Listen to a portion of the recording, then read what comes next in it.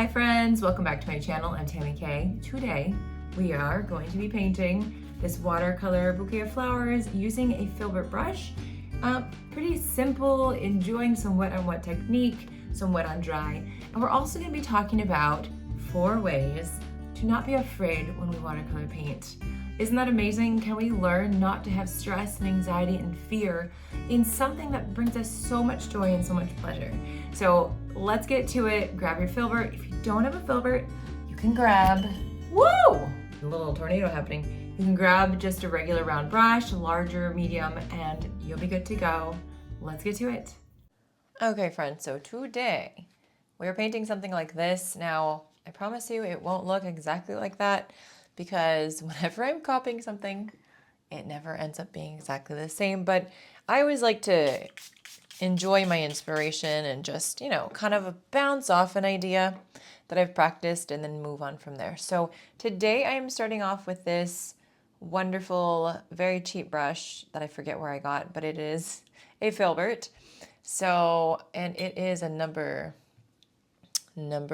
8. So we're gonna dip in our water, get that brush ready, and we're gonna just play with some filbert brush strokes here. So I am using a meat paper today, and I'm using my Winsor & Newton palette, or it's not the palette, but it's the paints, and this palette is just from Amazon. So I will link everything below. I do have some Winsor & Newton brushes, and I've just started a partnership with them. So anyway, linked below, you can check out the supplies if you're interested. Dip it in that water again. I'm gonna grab some pink. I'm gonna go really light. So I already have some colors mixed here, and that's totally fine. I don't wash my palette for a reason, because it's reusable paint. Why waste it when you can reuse it again tomorrow? So nice runny mix of this. And if you feel like you're getting a lot of puddling, always take the time to blot on your paper towel, and then you won't have that issue. So I'm gonna start over here at this quadrant, and we're just gonna start laying down some brush strokes. So I've got this nice and flat instead of tilted like this.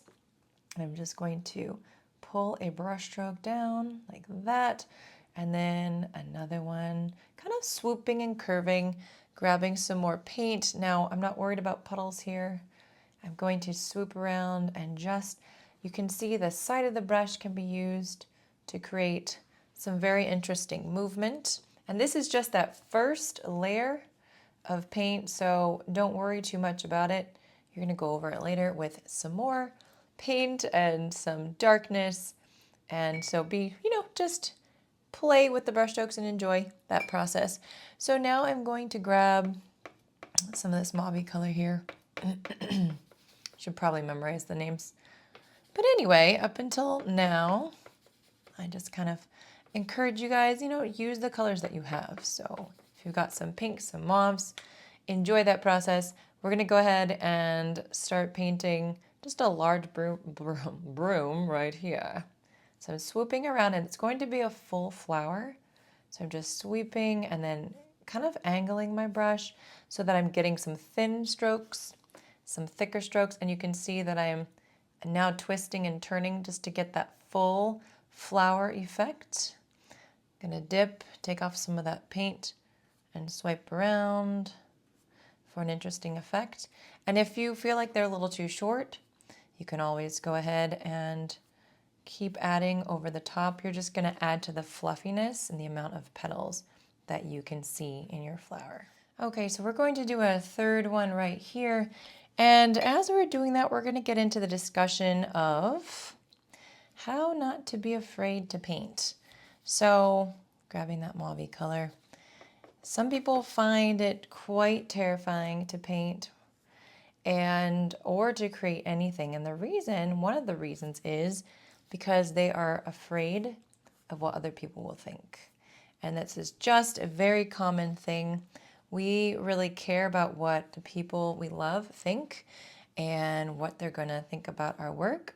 So if you are fearing that, an anecdote to that is just to remind yourself that, well, either you can not share your work so that you don't get that criticism, or just remind yourself that it doesn't matter what they're thinking. Because here's the thing. What matters is that you are enjoying your painting experience. you are having a good time. And if you are getting some type of self-care out of this experience, then it's accomplishing what it's meant to accomplish. I'm going to do a little side facing right here. So remind yourself of that. It doesn't matter what other people think. And it's sometimes simply saying those words, as I'm going to go in with a little bit darker paint and just start making some shadows. Saying those words are very powerful. And the more you say them, the more you start to believe that they are true. Sometimes we have to act as if something is true before we really start to believe it, okay? So hopefully that will be one way to take away some of those fears if you find yourself to be struggling with that, because it takes the joy out of your painting experience. So I'm doing wet on wet here, just going over the top, adding in some more colors. I'm going to grab some orange and mix it with my pink. And I'm going to put that in over here. Oh, that's a little bright. I think what I'm going to do is just add a little bit more pink here, a little bit more water. And you can just paint over the top. You're going to get these really fuzzy, effects. And they're just going to be a lot more diluted than if you were to wait and do this wet on dry. So you can see here I'm getting some fuzziness and things are blending together, but that's okay. I'm actually going to just let it hang out and sit and kind of see how that goes for me. I really love this orangey color that I've got here. And I'm grabbing some more concentrated paint just to add in maybe a few more moments like this. I think I might want another big one here. Let's go with this color. And I will do a side facing. So I'm just going to start with this top one right here. Just bring it down. And we're just kind of going to swoop in. Oh, and that needed a little bit more liquid. So you just grab some more liquid, you can dab, and just start swooping as you're adding in those really pretty brush strokes. So the second thing to do to not fear while you're painting is to paint often. So the more that we sit in fear, the more that we're afraid to paint or create, we don't do it. And our thoughts are so powerful. We're sitting there thinking, oh man, I'm going to mess up. This is not going to go well. Like I'm just getting all creative now. It's fun to paint wet on wet. It's fun to paint wet on dry and just play with those colors. So if you're having a lot of fears, just get to painting. Just think about what you want to create. Maybe have a reference photo. I'm just kind of spreading this out, maybe making some of these petals a little bit more rounded as they have bloomed a little bit and gotten a little bit wonky and crazy. Yeah, make a reference photo list of things that you want to try. You can even do some cool designs by removing some paint like this, and you can get some cool effects from that. So if you do paint and you don't like something that you put down, you can always remove some of it. And it's a fun little effect to just play with that. Let's do that with this as well. So maybe setting a timer for 5 minutes a day just to encourage you to get to it. It's not intimidating to think 5 minutes, but it is intimidating to think I need a whole hour to sit and paint a bunch of stuff. So start really small and then work your way up. And I promise you, when you sit down for 5 minutes, you probably won't end there. It'll probably be a lot more than 5. But at least you've gotten your butt in the chair and you're trying things out. So a third thing, as we're doing these little guys here, is to just try many techniques. Try many videos, try many exercises. And as you're doing that, you're going to see what kind of style you like. And you're also going to be giving yourself a really good experience because you're out there, you're utilizing your talents.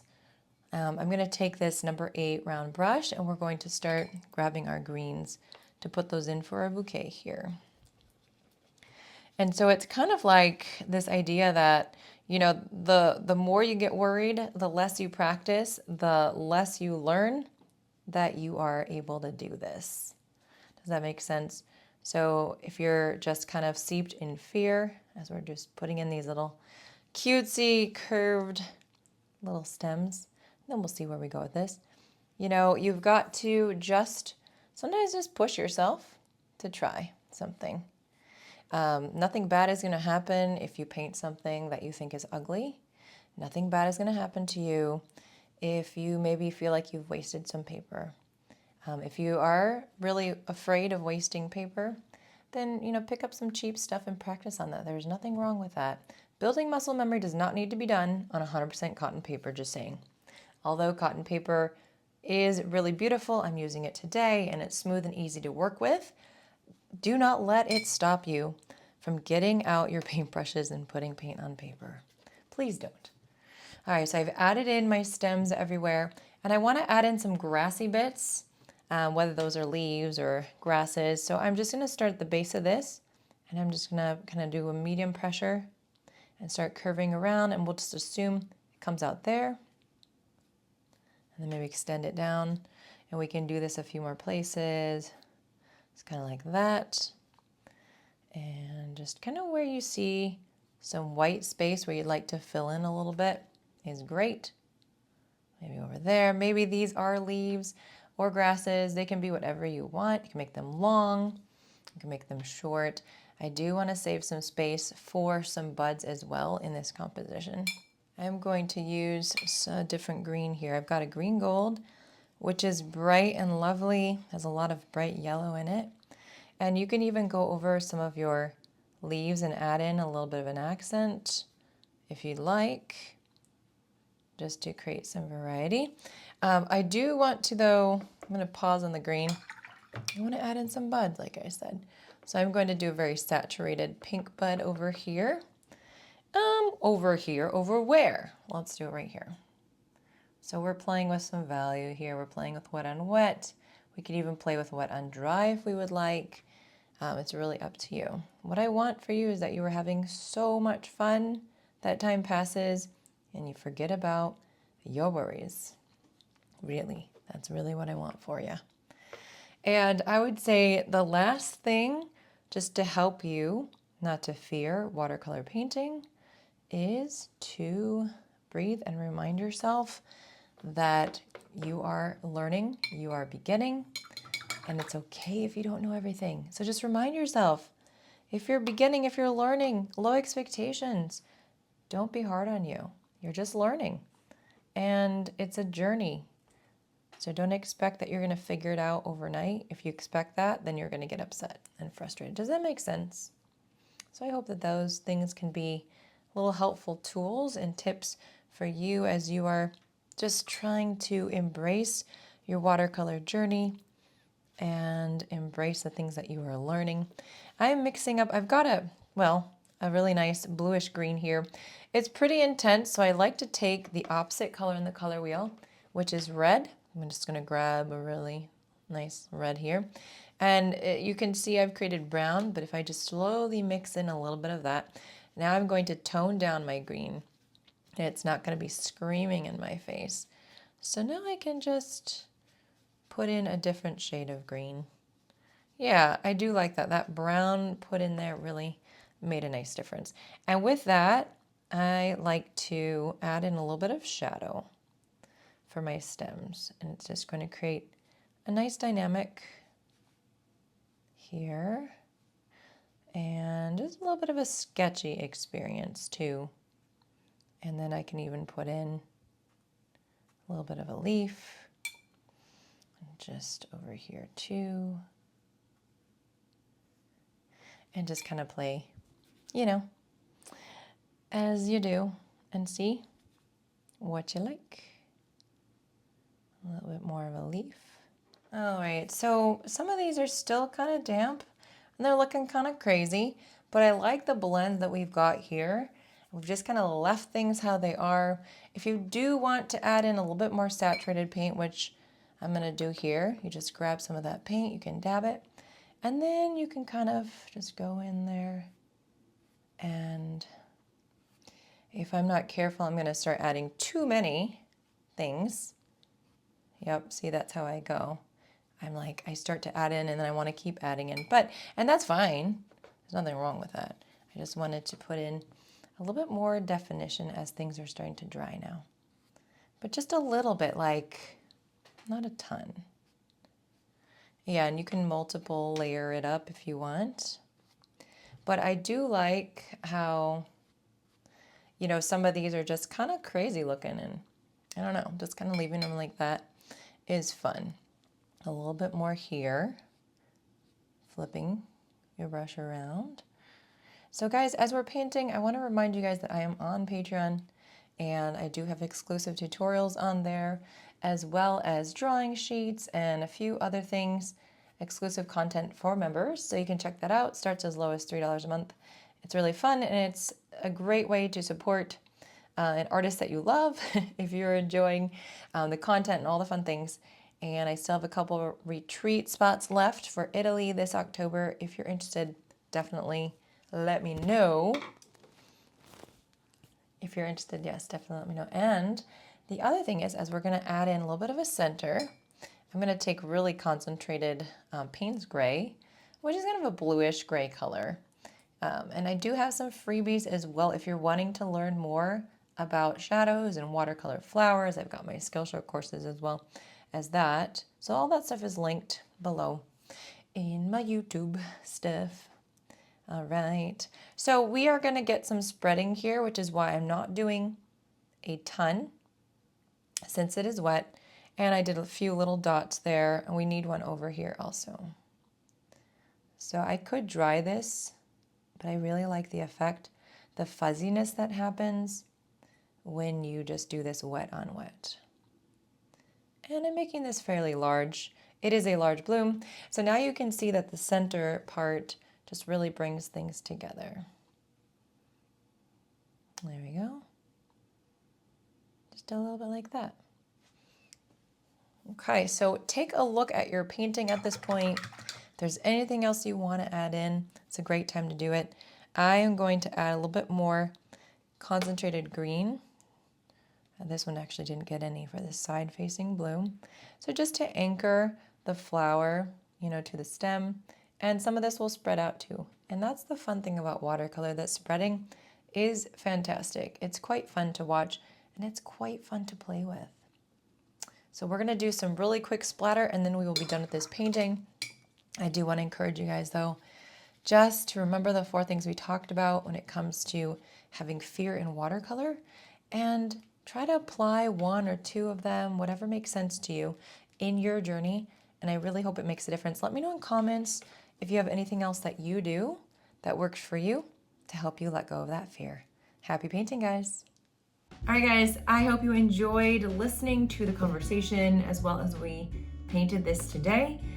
Keeping in mind that anxiety is what we tell ourselves. And so if we are able to have a better narrative about, it doesn't matter if we mess up, it doesn't matter what it turns out to be, I'm going to take a deep breath. I'm doing this for myself, and I'm going to learn to relax through creating something. Whether I love it or not, I want to enjoy and love the process of making something with my own hands. All right, guys, thank you so much for being here. I've got some cool freebies linked below. I still have some spots to my art retreat if you're interested in joining us in October in Italy, if you haven't heard about it.